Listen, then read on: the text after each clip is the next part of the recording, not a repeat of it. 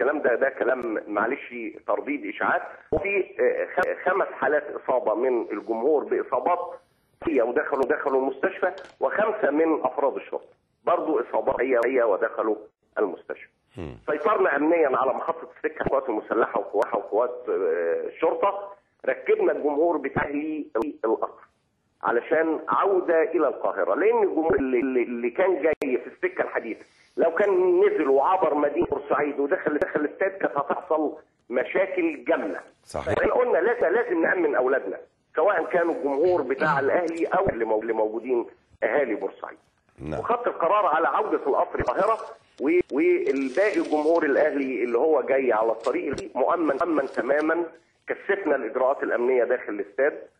ان شاء الله نتمنى ان الماتش يطلع بصوره لائقه بالرحمن، ونؤبن الكابتن مسعد نور فقيد المصريه. ويمكن في اتصالي مع مجلس اداره الاهلي انا كنت اديتهم فكره، قلت لهم عايزين نعمل بوسترات بصور الماتش، يبقى مع الالتراس بتاع الاهلي رافعينه في المدرجات، يبقوا اللعيبه بيمروا بالملعب شايلين الصوره بتاعته، هتخفف حده الاحتقان شويه.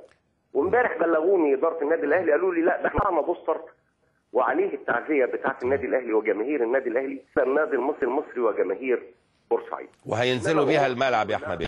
اتفضل. وهينزلوا بيها الملعب ان شاء الله. هينزلوا بيها. طيب ان شاء الله. عندي كده كم استفسار بشكل سريع يا احمد بيه. اتفضل.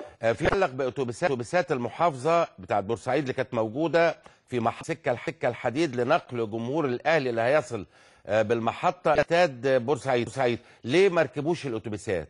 ليه؟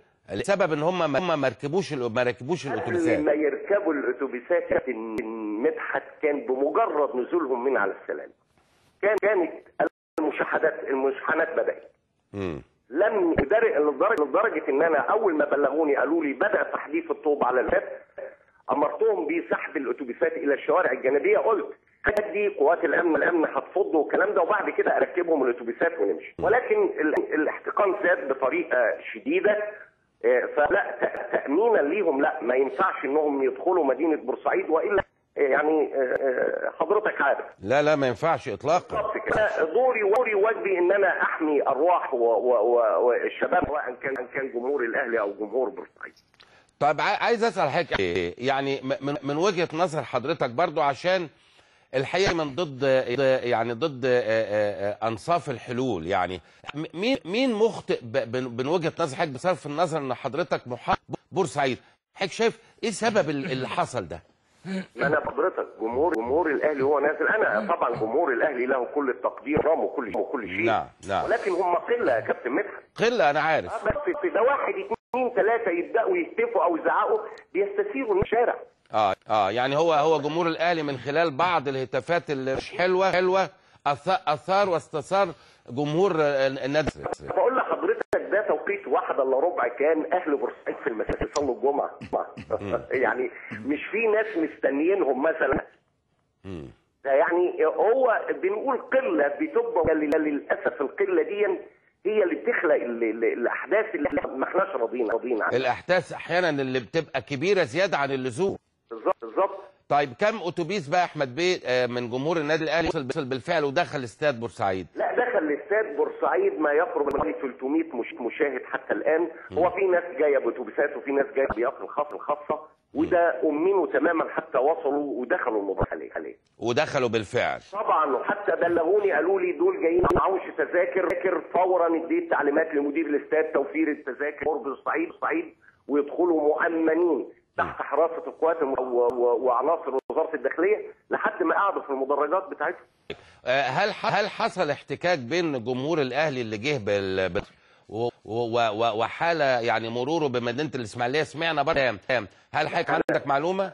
لا معلش ما عنديش هذه المعلومه دي مش موجوده. لا مش متواجده عندي تماما. لا. طيب عايزين ان بقى على فريق الكره بتاع النادي الاهلي، كيف سيتم انتقاله من فندق الى الاستاد؟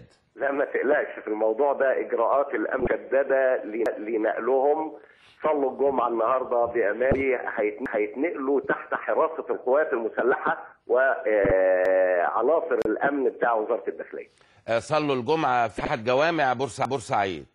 لا ده صلوا في الفندق بالظبط كده. في الفندق نفسه بالظبط. طيب التأمين عام بقى للمباراة يا احمد بيه. جميع المداخل بتاعه الاستاد تحت حراسه العسكريه والقوات المسلحه وعناصر وزاره الداخليه، وداخل الاستاد في النظام والتفتيش قائم على البوابات. تام تفتيش تام. ده انا بسمع الجمهور دلوقتي ان في الناس لسه ما راحتش. كل القوات الامن اللي موجوده هناك معاها مشات مشدده. المخالف سيحاسب بشده. ايوه سيحاسب بشده. ده كلام مهم جدا. عناصر من الامن ترتدي الزي المدني وسط الجماهير. ايوه علشان اي منفلت ملوش مكان عندنا. بالظبط، لانه المنفلت ده اذا كان واحد قدامه 1000 مش عايزينه. بالظبط. والله يا احمد بيه انا عايز ارجع معاك بالذكريات. كان الاهلي بيروح بورسعيد او المصري بيجي القاهره، ده كان اللعيبه احيانا بتسهر على القهوه مع لعيب مصري، والكابتن حسام جوبي يشهد على هذا قبل المباراه ونتمنى ان ده يرجع. ونتمنى ان ده يرجع. يعني العمليه ما هياش حرب. لا دي مباراه في كره القدم يعني.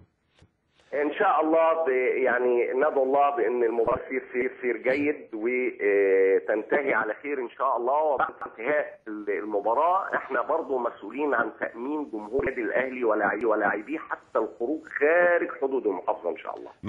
هتشاهد المباراه من المنزل ولا في الاستاد يا فندم؟ انت رايك ايه؟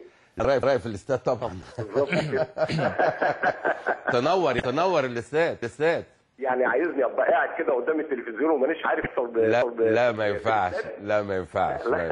لا بتمنى لك كل توفيق يا احمد. يا رب متشكر يا كابتن مدحت. شكرا جزيلا.